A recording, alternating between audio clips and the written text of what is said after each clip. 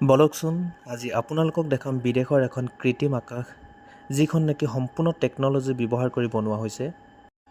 নমস্কাৰ সকলোলৈকে, মই মিলন গগৈ বিদেশৰ পৰা মোৰ অন্যতম এটা ভিডিঅ'লৈ আপোনালোকক পুনৰবাৰ স্বাগতম জনাইছোঁ। আচলতে কোনো এটা হলিডে কোনো কাৰণতেই অথলে যাব দিব নিবিচাৰোঁ।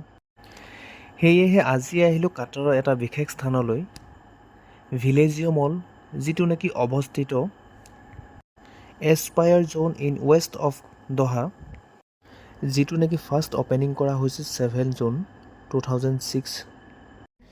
ভিলেজিঅ' মল ই হৈছে এটা বিশেষ প্লেচ, কিয়নো ইয়াৰ যি ডেকোৰেশ্যন কৰা হৈছে খুব হাই টেকন'লজি ব্যৱহাৰ কৰি কৰা হৈছে।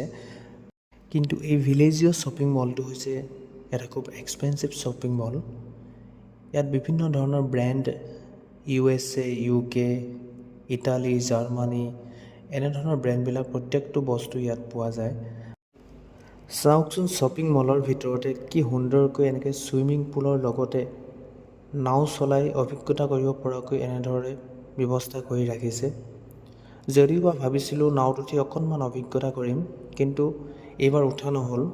পুনৰবাৰ যদি ভিলেজিয়াছ মললৈ আহোঁ তেন্তে নিশ্চয় আপোনালোকক নাওত উঠি নাৱৰ অভিজ্ঞতা কেনে হয় আপোনালোকক জনাবলৈ চেষ্টা কৰিম।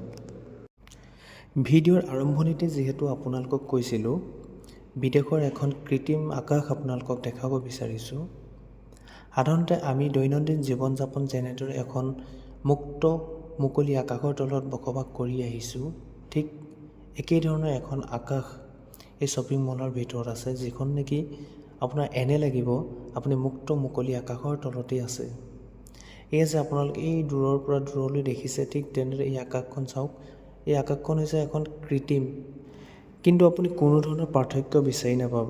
ইমানে সুন্দৰকৈ টেকন'লজি ব্যৱহাৰ কৰি বনোৱা হৈছে। চ' আজিলৈ বাই বাই।